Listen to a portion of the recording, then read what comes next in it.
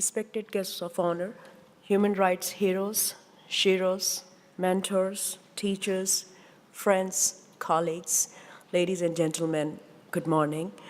I would begin by saying a sincere most thanks to my host, UN Watch, for giving me the privilege for speaking with you as a survivor. And I would like to add a special note of thanks for dedicating this session to Asia Bibi, for whom there is a deafening silence within my country because the risk is too high when you want to speak in her favor and against this law. The abuses and violence against weak are prevalent in almost all countries and societies, and mine too is no exception. So the topic of my sharing with you is surviving with the stigmas in the Islamic Republic of Pakistan. In the arena of human rights and women's rights, the Islamic Republic is riddled with contrasts, contradictions, confusions, and conflicts. We can reflect more on the status of women and girls in general and some unique women like divorced women or disabled women in particular later in the session. But to comprehend multi-layered faces of violence in the life of an ordinary Pakistani woman, maybe my personal experience would be of some meaning to you. So now, without losing time, because I'm conscious of the time constraint, I must tell you my own story, and that too on a fast track. My parents were forced to experience two traumatic migrations. As a child and teenager, I tolerated, as it was the only option available then, silently from a respected figure in the family, what later on I realized was nothing else but child sexual abuse and exploitation. Becoming a medical doctor was my childhood dream, and in spite of many hardships and emotional baggage, I was able to obtain a degree in medicine. However, that was not all I dreamt of. I wanted to be a cardiologist. Cutting a long story short, I couldn't materialize the second part of my dream into a living reality, and arranged marriage was placed on my cards. Now, arranged is a politer expression for forced marriage. My highly qualified father was not ready to spend further on my education, and marriage was a better option than getting a postgraduate degree. So I was married not to live happily thereafter, but to endure different shades of human behavior. The dowry, D-O-W-R-Y, dowry, that I took was equivalent in monetary worth to the fees of my studies at the Royal College of UK of Physicians had I destined to follow it, but it couldn't match the expectations of my in-laws. Maybe I am unfair in calling them or labeling them as greedy. Actually, they acted like most of the pragmatic and conformist ones in Pakistani society. I further embittered them by failing to become simultaneously a money-making machine, a clinician, a perfect housekeeper, and a submissive wife, willfully standing an adulterous husband, weekend husband who wanted a wife only for sexual pleasure. I could still recall that I had to oblige him to get cold water to drink because my dowry did not contain a refrigerator. Let me pause my own story for a while and explain in shortest possible detail that what is dowry and the related violence.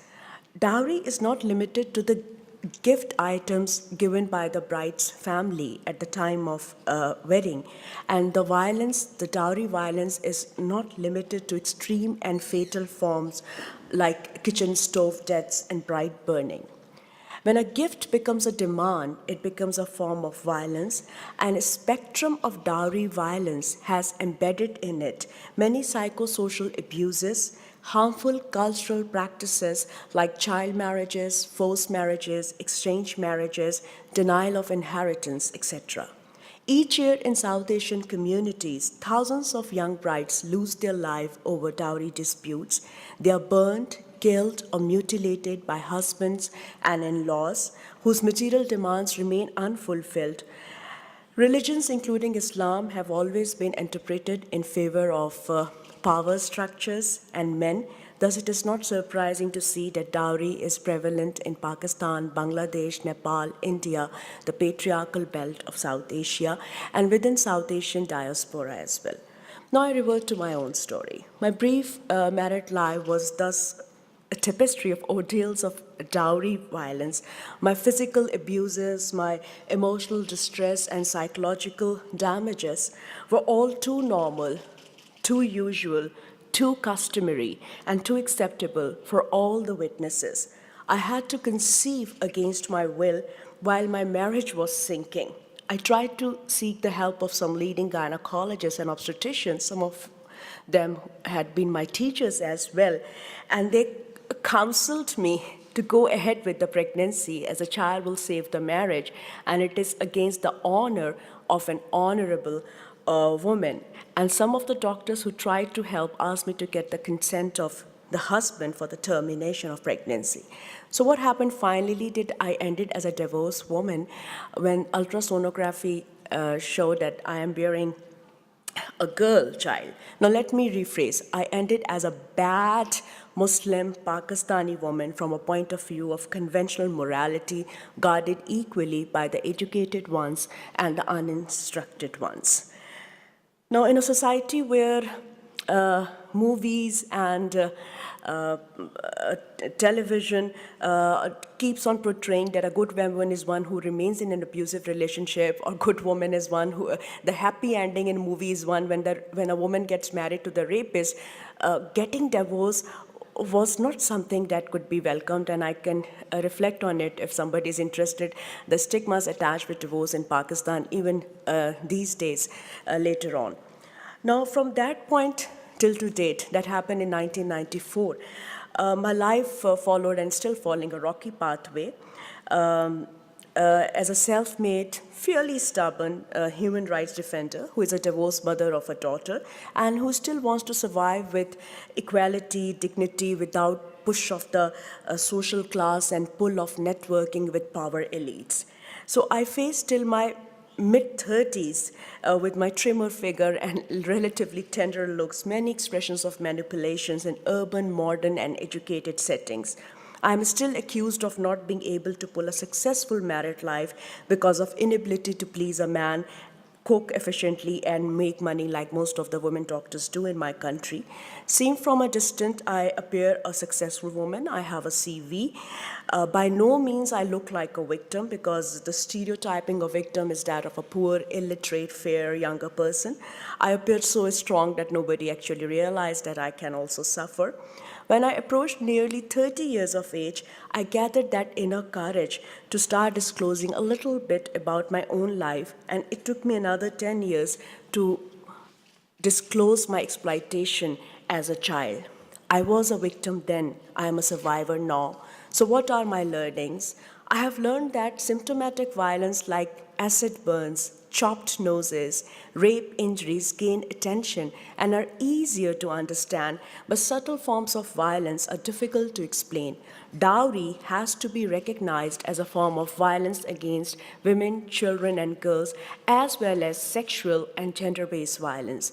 It directly influences the status of a girl child even at the prenatal stage and deeply impacts her life further if she survives. I have learned that any victim of violence is less hurt and disturbed by her or his experience, but more disturbed, shocked, and at times completely shattered by the silence of the state, system, society, and even the closest ones. The wounds inflicted on soul are much more difficult to get healed than those taken by body and flesh.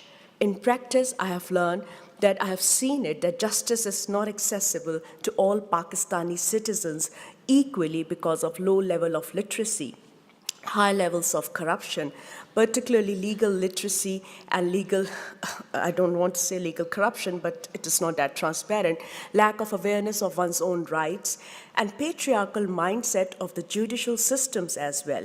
Approaching the judiciary through a lawyer is expensive in terms of time, efforts, and finances. I have learned that it is futile to be dictated by fate and defined by tragedies. one must stand up, speak out, resist, struggle, and claim one's right. It is better to be a loser in the battle for rights. However, strengths have to be juxtaposed with certain strategies. I have also learned that I am luckier than a majority of women world around because I had been able to make a choice. Most of the disadvantaged people, especially women, have only two choices, either to continue to enjoy the convenience of subordination or to be able to pay the price of empowerment. I am lucky that I was enabled to choose to pay the price of empowerment. Now, some of you, or maybe most of you, are wondering that why or how such episodes of abuses can happen in the life of an educated person or an activist, and what is the point in narrating an old story of sorrow at this forum. I will try to respond that education empowers, no doubt, no question about it, but at the same time, it takes away that raw courage.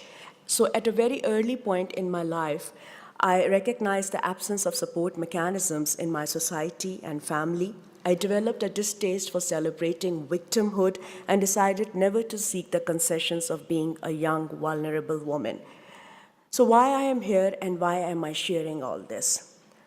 Dowry violence remains and its consequences remains buried in the sacred sphere of domestic violence in Pakistan, and they are shrugged off as a very private matter in which personal choices and attitudes are to be blamed. No, this is not the fact. The fact is otherwise. No violence, including dowry violence, is a private matter. What an individual or family does is his, her, or their personal choice. But the response of the legal, medical, and public sectors is certainly not a private matter. A state has to, should, must safeguard the choices and rights of its citizens, including women and girls. I know it is tricky in a terror-torn world to prioritize this issue, but I can only request that this issue merits a soft spot and priority position in the peculiar context of Pakistan, where marriage is a must-to-enter institution and where religion and culture are not only mixed up, but are most selectively applied to harm the rights of girls and women. The only justification behind the risk of telling my story is to see a structured lobbying for a serious and sincere legislative action in my country, where even today fathers kill their young daughters, girls hang themselves, and many newlywed brides meet accidental kitchen deaths because of dowry systems. Dowry demand, dowry acceptance, dowry offering, and lavish weddings are strong proxy indicators of the deteriorating mental health and moral standards of Pakistani society. A life dissection of one's own life is tough and tiring. What enabled me to do this was the realization that maybe this very act of mine would entice concerned powers in politics, governments, media, civil society, and activists towards this relatively complex form of violence. I need your support. Rather, we, the victims and survivors of dowry violence in Pakistan, need the support of the international community because unlike most other forms of violence against women, girls, and children, and sexual and gender-based violence, dowry violence can be prevented through effective legislation and effective implementation of a gender-sensitive judiciary.